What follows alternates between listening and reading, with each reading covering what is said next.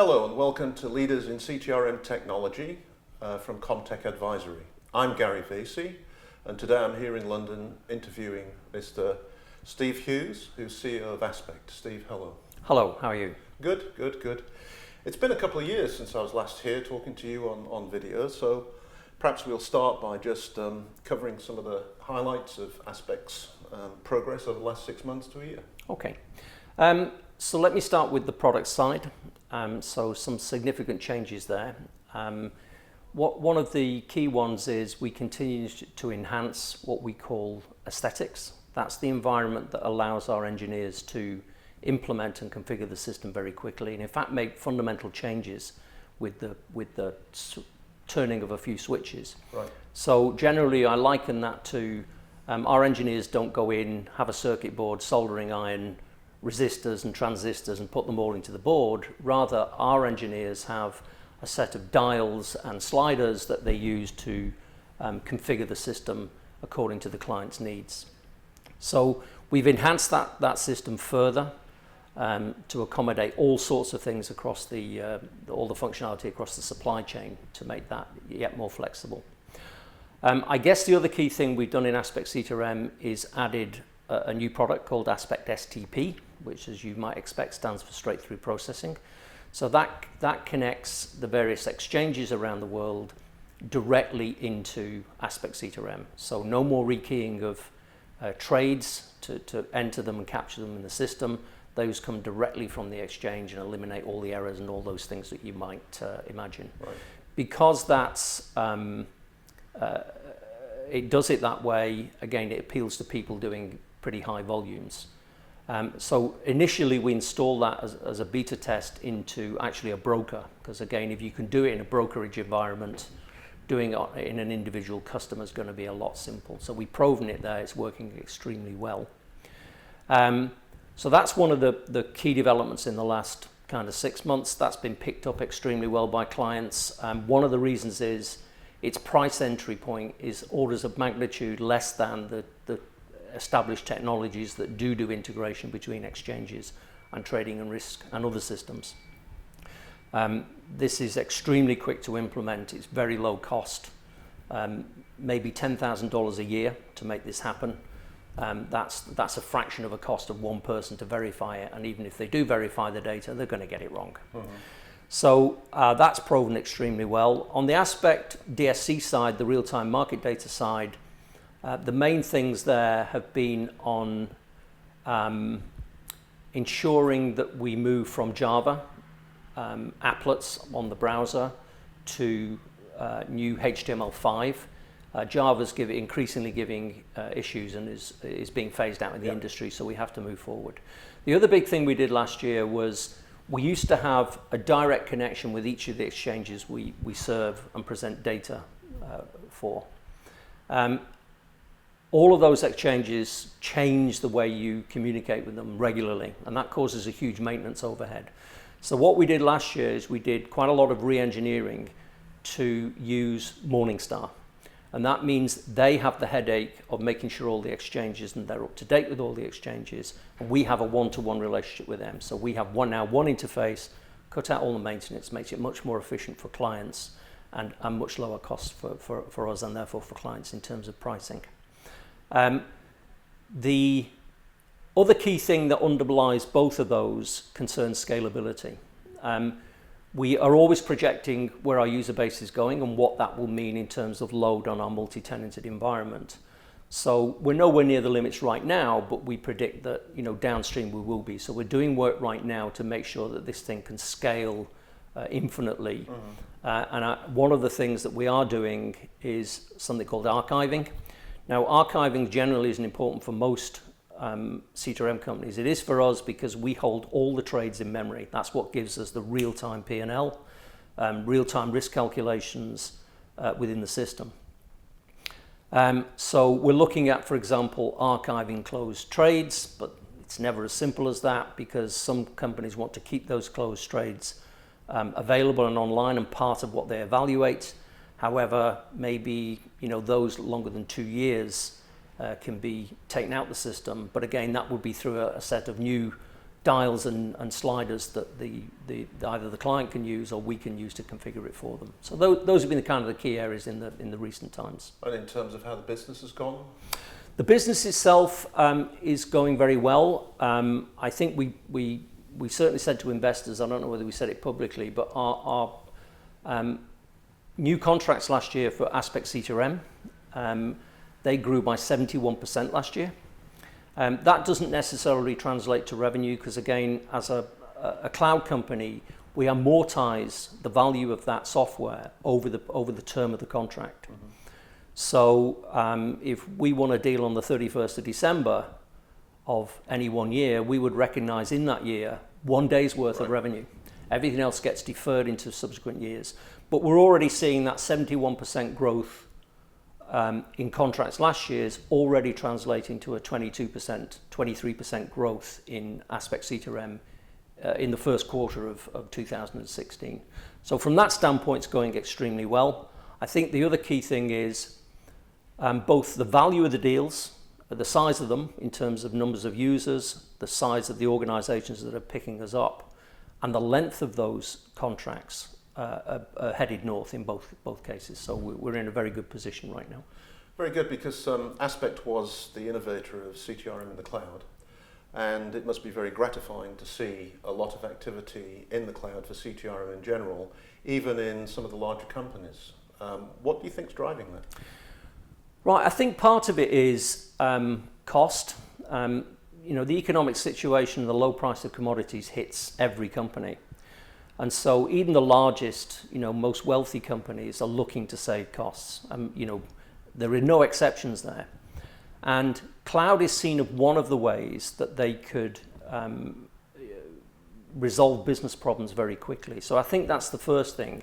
I think the other thing is, unlike 16 years ago when we started, in fact, the word cloud didn't exist. It was application service provision, hence the name Aspect. Yeah. But 16 years ago, nobody really got what we were trying to say. Roll the clock forward now.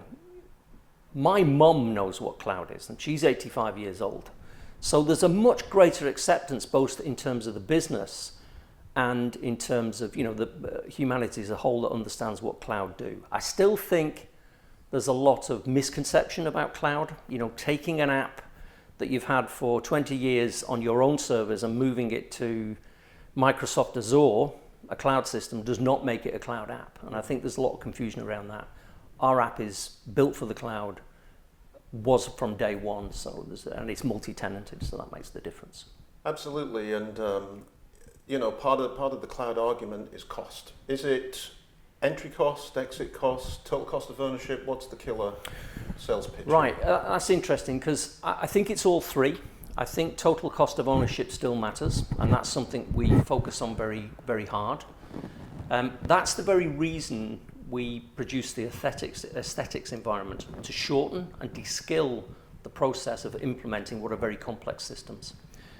Now, the reason we did that was to make the time to entry and the cost of entry very, very low as it could be.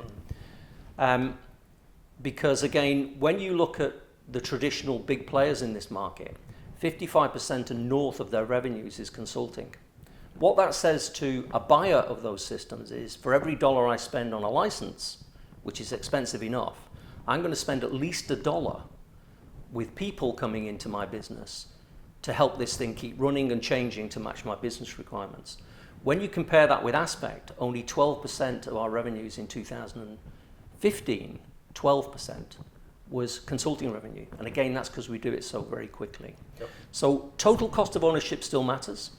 It also matters because nobody wants to write a CapEx request. CapEx requests go through far too many gate guardians for them to come out the other end and you be successful. But operational expense is normally granted on an annual basis. So I can spend my budget. So we can often keep the cost of what we do under the radar, which makes a big difference to how people look at it. So that's total cost of ownership. Total cost of entry, again, is very interesting because although it might cost me $1 million over 5 years, I can get in and get this thing running in the first 3 months, say, for a fraction of that amount of money and then pay as time goes on. So that makes a big difference. You mentioned cost of exit. That was never raised by our clients historically. In the last 12 months, it's raised a lot. And the reason it's raised a lot is there's a lot better understanding of cloud. There's a lot better acceptance of cloud. So now they're thinking, okay, we put it in the cloud in somebody else's servers, etc. They manage it. What happens when I want to move away? Mm-hmm. So now the question of exit, how do I get out of it, is becoming more prevalent. And in fact, we're about to put a standard clause in our contract to talk about exit costs. For us, it's very simple. It's a standard statement of work, in fact. Very small amount of work where we will take all the data, extract it in a format that's suitable to the client's requirements and do that work for them. But we actually commit contractually and are obliged to do that work if they request it. They can do it themselves, but now this kind of cost of exit is becoming a point because it's their data. They don't want to spend a fortune having to move somewhere else. So, right. Yeah. And of course, maybe just in a couple of sentences, one of the big issues remains, probably is due to lack of understanding, is data security in the cloud. What do you have to say around that? Okay. So the first thing I would say is I was on a webinar yesterday and they asked about what's the biggest concern, and that still came up as the biggest. It's smaller than it used to be, but it still came up as the biggest. So it's interesting you should ask that. I still think there's a lot of misconception. There is this misconception that if the data is in my four walls, it's more secure than in your four walls. And that's not necessarily true and is often untrue because cloud companies, particularly those holding mission critical data, that's carrying their reputation. So often their security is actually enhanced above a typical user security. Mm-hmm. If you're talking about smaller companies, it's definitely more secure. If you're talking about the large companies, I would suggest it's at least as secure.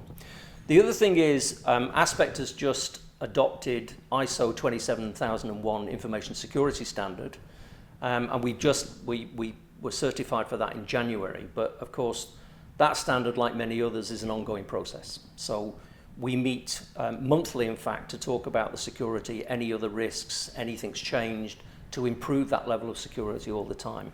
But that's becoming an increasing demand, particularly from larger customers. They want to see that certificate on us and any data centers we use. The third thing is, this is peculiar to Aspect, I guess, because we employ an in-memory database. Much of the data that's held in memory is actually calculated. It never exists in stored form, in persistent form. So I could literally give you a stick right now with one of our clients' data on. You would look at it and see it looked like a Swiss cheese. It would be a solid mass with lots and lots of holes in, and you have no idea what's in the holes. The only way you know how to fill the holes is load it in our app.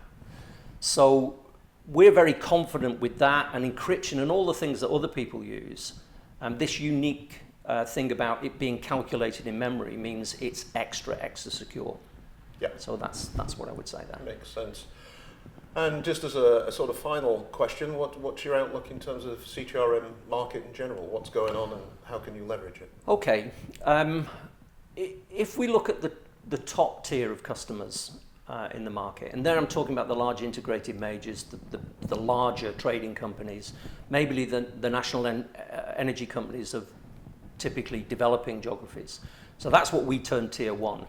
What's happening there is those wars were fought and lost a long time ago.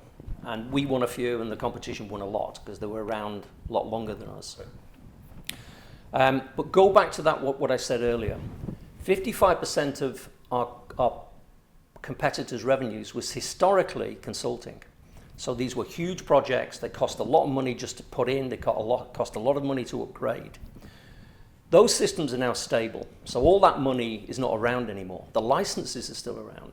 But the consulting and the aftermarket consulting that they would apply to make changes is drying up. People can't afford it. So that's causing a great shake-up in leaders, software leaders in our industry. And in fact, Aspect sees itself as one of the companies that's going to take that business. And we're actively doing that right now. In Q1 alone, we've secured some extremely big names in the industry. And I'll include one. So BP, obviously a tier 1 company, has now adopted Aspect in Brazil, Colombia, and North America. And we expect other geographies to roll over as time goes on. They're doing that for cost reasons. They've already obviously got CTRM systems, but they're too costly to apply to those smaller operations. It just doesn't make economic sense. So that's causing a huge shake-up at the vendor side. And whilst that's happening, and we see bad results posted by others, we're very pleased to report, again, we've had another record quarter. We're already at over 75% of our annual targets already secured. For consulting services, 100% of it is already secured. We have an extremely healthy pipeline with some great names that I can't wait to tell you about when they secure. Sounds good. I can't wait either. However, that's all we've got time for, I think, today. Steve Hughes, thank you very much. Appreciate it. Thank you, Gary. Good to see you again. Yeah.